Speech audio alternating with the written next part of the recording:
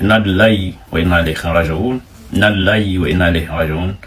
Uwa yan Niger, yau labaran da muka zo muku da su ba labaruka ne ba masu daɗi, saboda tsakanin iyakanmu da Alger an kashe muna sojawa 11 a jiya 28 na watan Fabrairu aka kashe waɗannan sojawan, amma a yau aka yi zana'izar su a jihar Agadez. Kenan abu ne wanda mun sha kira cewa wannan yankin na Sahara yana da hadari. Sojawan ma'ikantan su sama wannan yankin ido, amma sai ana dibin kamar abu ne wanda bai da muhimmanci, har ma a zaka muna da magana cewa Sahara tana da girma, ba a iya tsare ta, ba a iya kaza, ba a iya kaza. Wannan haka ne, mun sani Sahara tana da girma, ba a iya tsare ta 100%. Amma ni ƙasa Algeria ƙasa ce wadda ta fi kowace ƙasa girma, ita ƙasa ta biyu a Afirka, wadda ta fi kowace ƙasa girma a Afirka, ita ƙasa ta biyu daga Congo sai ƙasar Algeria. To ya suka tsare ƙasar su, da wata kima suka tsare ƙasar su? To yau zan kawo muku dan labarin kaɗan yanda Algeria suka tsare ƙasar su. A ƙasar Algeria, duk mai tafiya cikin ƙasar Algeria zai ba ku wanga labarin. Suna da Sahara su ma yanda Niger muke da Sahara, yanda suke da desert muke da desert, haka su ma suke da desert. Amma ya suka samu suka tsare wannan ƙasar tasu da girma, sai suka sayi manya-manyan jirage, drone na yaƙi da jirage na yaƙi don su tsare wannan Sahara. Sai suka kawo tsari cewa sai suka hidda hanya.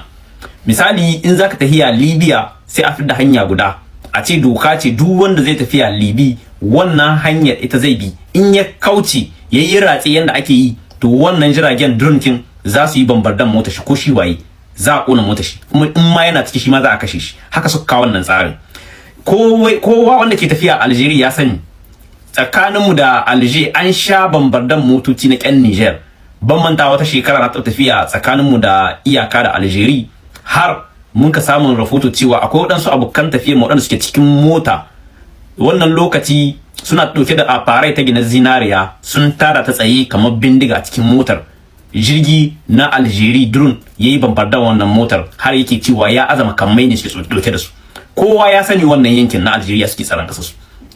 To sai mu Niger ya zan ba mu da ƙarhin da zamu sayi waɗannan afarukan, musamman durun na yaƙi, bali mu kare yankin mu. Amma ni ya kamata ya zama muna da sojawa isashi masu sa ido wannan yankin. Babban kalubale ne a gare mu ƙasar Niger, musamman wannan Saharar da shike mun sha gaya muku cewa makamai yawanci suna shigowa ta Libya da ta Algeria. Amma ba kowa ya yarda cewa Algeria tana saka makamai a cikin kasashen Sahel ba ma maganar Niger ba, a Sahel gaba ɗaya. Wadda kuma babban kalubale ce a gare mu na kwanan nan ita ce kasar Libya. Wanga rafilkin da Larabawa suke yi, musamman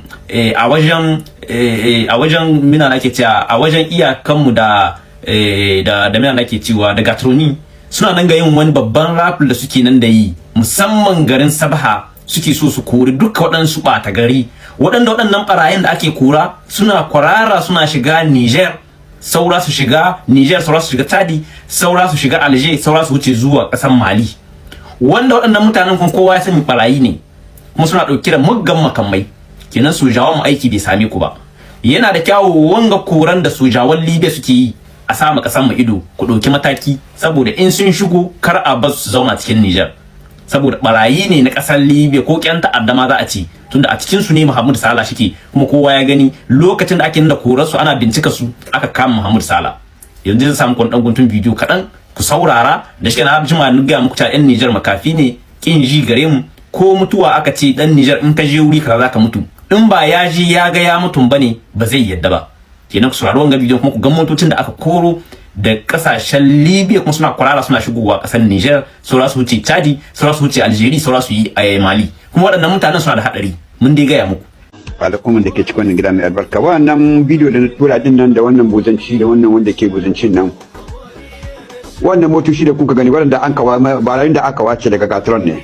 barayu ne waɗanda aka wace daga Gatron ne da sauran 'yan kasuwa na karya masu afarat na Gatron, su ne aka bace nan suka shiga tsakanin Alger, Niger, Chad. To shine aka ce to kowa shi hankali, duk inda ka ga mota bakwa in dai baka santa ba kawai, in dai ka ga mota bakwa kawai a buga mata wuta kawai. Kuma haka ne ire-ire waɗanda mutane fa suka kashe Idris Deby.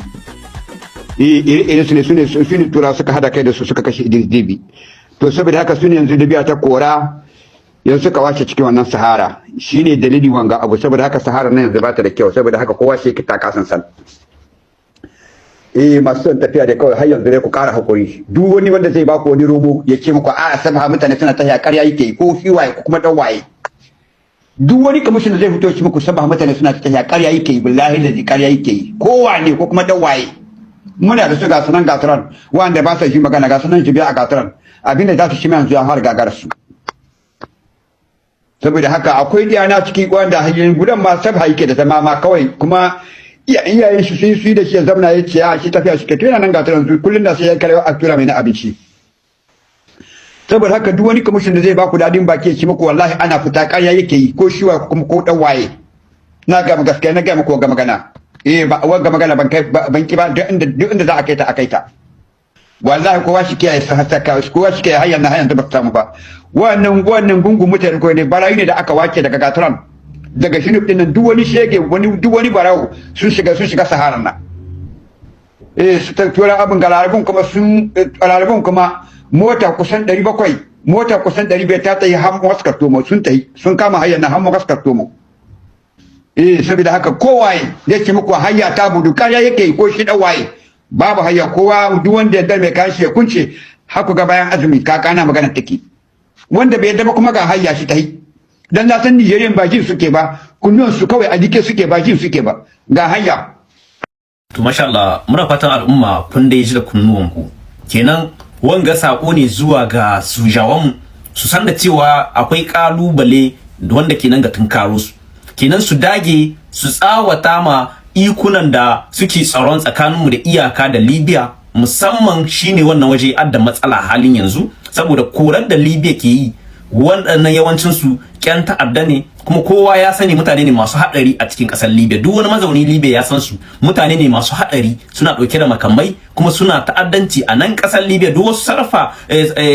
mutane da ake cewa ana safarar su a Libya waɗannan mutanen suna da sa hannu da wani faɗace-faɗace da ake yi tsakaninmu da Chadi ko kuma Chadi da Libya ko kuma tsakaninmu da Niger da Libi waɗannan mutanen su ne ke wannan ta'addanci cikin Sahara kenan mutane ne masu haɗari ya kamata su jawo mu sa ido sosai abu ne wanda yana da muhimmanci muna mu kowa fata alkhairi kuma muna fatan yan Niger an ɗauki azumi lafiya kuma muna roƙon kowa da kowa gafara ku rarraba mu na wanga bidiyon saboda yana da amfani ga yan Niger musamman waɗanda a cikin wannan yanki na Sahara su san matakin da za su ɗauka mun gode yan uwa